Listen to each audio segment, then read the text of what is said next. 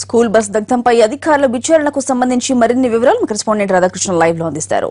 రాధా, అసలు school bus కాలిపోవడానికి గల కారణాలేంటి, ఏమంటున్నారు స్కూల్ యాజమాన్యం?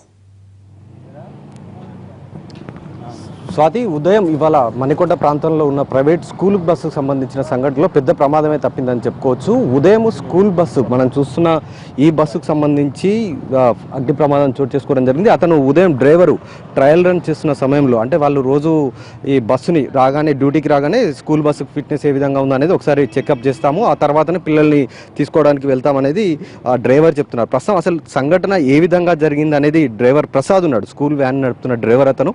ప్రసాద్, అసలు ఎలా జరిగింది? ఎన్నిటికి మీరు స్కూల్ నుంచి తీసుకొని వెళ్ళారు? అప్పుడు పిల్లలు మీరు మామూలుగా సహజంగా రోజు ఎన్నిటికి ఎక్కించుకుంటారు? ఈ సంఘటన ఎన్నిటికి జరిగింది?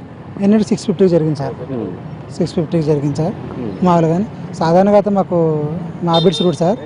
అబిడ్స్ అయితే మేము 7:20, 7:50కి పికప్ ఉంటుంది మామూలుగానే. మేము ట్రైల్ వేసుకుని అప్పుడు చూసుకుని అప్పుడు వెళ్తారు సార్ బండికి.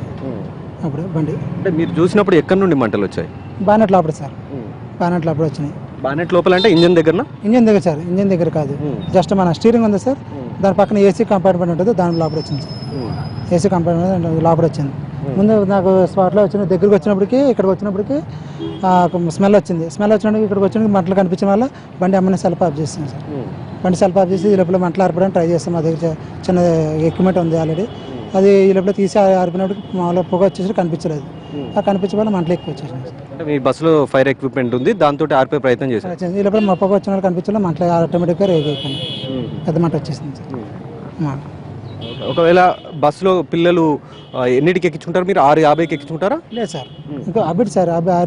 అబిడ్స్ అయితే 7:20కి అలా ఎక్కించుకుంటాం. 7:20 బండి వెళ్ళండి. స్పాట్లో అయితే అబిడ్స్లో అయితే ఫస్ట్ పికప్ అయితే 7:25కి అలా ఉంటాయి సార్. అంటే ఇంత బస్సు ఎప్పటిది బస్సు ఫిట్నెస్ ఏమన్నా చేయించారా ఇంత ముందుకు? ఇది చేయించినప్పుడు 1 year అయింది సార్. నేను అంతగా చూశాను కానీ నాకు ఇప్పుడు ఐడియా లేదు సార్. అంటే బండి మీ ఇన్ఛార్జ్ ఉన్నారు, ఆయన ఏం చెప్పలేదా బస్సుకు సంబంధించి ఫిట్నెస్ ఏ విధంగా ఉంది అనేది? ఆయన ఇప్పుడు ఏం చెప్పలేదు సార్. మేము చెప్పలేదు. ఫిట్నెస్ అన్నీ బాగానే ఉన్నాయి సార్. ఫిట్నెస్లో ఇన్సూరెన్స్ అన్నీ బాగానే ఉన్నాయి.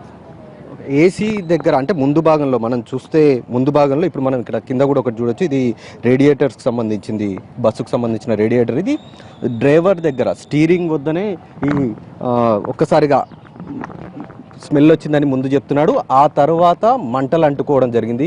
వెంటనే ఇతను కిందికి దూకేశాడు. అక్కడ ఉన్న ఫైర్ ఎక్విప్మెంట్ తోటి ఆర్పే ప్రయత్నం చేశాడు. కానీ ఈ లోపలనే ఒక్కసారిగా మంటలు అంటుకోవడం జరిగింది. మొత్తం 15 మంది కూర్చునే సీటింగ్ కెపాసిటీ గల వింగర్ వెహికల్ ఇది. పూర్తి ఫిట్నెస్ తోటే ఉందనేది ఒకవైపు చెప్తున్నారు. ప్రస్తుతం బ్రేక్ ఇన్స్పెక్టర్ ఉన్నారు. మొత్తం ఈ సంఘటనలో బస్సును పూర్తిగా పరిశీలించడం జరిగింది. అసలు ఏ విధంగా వీళ్ళ దర్యాప్తులో ప్రమాదం ఏ విధంగా జరిగి ఉండవచ్చు అనేది ఒకసారి తెలుసు. మీరు ఇప్పుడు చూశారు సార్, అంటే ఏంటి అసలు సంఘటన ఏ విధంగా జరిగిందని అనుకోవచ్చు? మేమేమనుకుంటున్నామంటే, ఏదైతే షార్ట్ సర్క్యూట్ ఎక్కడ ఉందో ఆ స్టీరింగ్ ఇంజన్ మధ్యన షార్ట్ సర్క్యూట్ అయిపోయి ర్యాపిడ్ అయిపోయి ఆ ఓయిల్ బర్న్ అయ్యి వచ్చింది అనుకుంటున్నాము. ఒకటి, ఈ స్కూల్ మేనేజ్మెంట్ అన్నది బేసిక్ ఏంటంటే మెయింటెనెన్స్ ఆఫ్ ది వెహికల్స్లా సరిగ్గా చేస్తలేదు అనిపిస్తుంది. ఎందుకంటే లూజ్కి ఓయిల్ ఉన్నాయి, ఓయిల్ ఏమైనా అతుకులు వేయకుండా చేసుకుంటే మాత్రం ఇటువంటి ఇన్సిడెంట్ జరగడానికి వీలుండదు. కాకపోతే పొద్దుగాల 6:45కి అయింది కనుక ఇక్కడ అయినప్పుడు ఏమైపోయింది, మీకు ఇక్కడ ఎవరు పిల్లలు లేరు, అదొకటి. ఇంకొకటి ఏంటంటే, ఇది ఇక్కడైతే ఫైర్ అయితే అంటుకున్నదో ఇక్కడ అంతా ఓపెన్ ప్లేస్ ఉంది. ఇంకా ఫైర్ ముందుకు ఇంకా తొందరగా పోనిక ఆస్కారం ఉంటుంది. ఎయిర్ బాగా పాస్ అవుతుంటుంది. ఇక్కడ ఉన్న ఫైర్ ఎగ్జిస్టింగ్ కంపల్సరీ చిన్న ఫైర్ ఎగ్జిస్టింగ్ ఉన్నది, అది పనిచేస్తలేదని డ్రైవర్ చెప్తున్నాడు.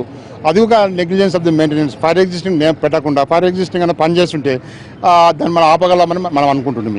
సో మేనేజ్మెంట్ ఏంటంటే వెహికల్ ట్యాక్స్ పేమెంట్ ఉంది, ఇన్సూరెన్స్ ఉంది, ఎవ్రీథింగ్ మంచిగా ఉంది, కండిషన్ బండే. ఈ లూజ్ కనెక్షన్స్ ఎక్కడైతే ఎలక్ట్రికల్ లూజ్ కనెక్షన్స్ ఉంటాయో అవి వాళ్ళు చెకప్ చేసుకుని రెక్టిఫై చేసుకుంటే ఈ ఫైర్ ఎగ్జిస్టింగ్ జరగకుండా ఉంటుంది. ఆ ఫైర్ ఎగ్జిస్టింగ్ యూజ్ చేసుకోవడం పెద్ద కెపాసిటీ పెట్టేసి అది ఫంక్షనింగ్ చేస్తే ఇట్లా ఇంత వెహికల్ డ్యామేజ్ కాకుండా ఉండడానికి ఆస్కారం ఉంటుంది మా అభిప్రాయం. అంటే మెయింటెనెన్స్ సరిగ్గా లేకపోవడమే ఈ సంఘటన. మెయింటెనెన్స్ సరిగ్గా లేకపోవడం, ఎందుకంటే ఎలక్ట్రికల్ షార్ట్ సర్క్యూట్ అయిపోయిందంటే ఆ స్టీరింగ్ ఇంజన్ మధ్య అయిపోయిందంటే ఆ వైర్ కనెక్షన్ ఎప్పుడు మాలినా కూడా స్మెల్ వస్తుంది. మనకు మన ఇళ్ళలో మనం చూస్తుంటాం, ఏదైనా వైర్ కానీ ఒక కాటన్ కానీ ఒక మనకు స్మెల్ వస్తుంటుంది. ఆ స్మెల్గా గుర్తుపడలేదంటే డ్రైవర్ది కానీ ఆ వైర్ది కానీ అంటే మెయింటెనెన్స్ లోపం అని మేము అనిపిస్తుంది.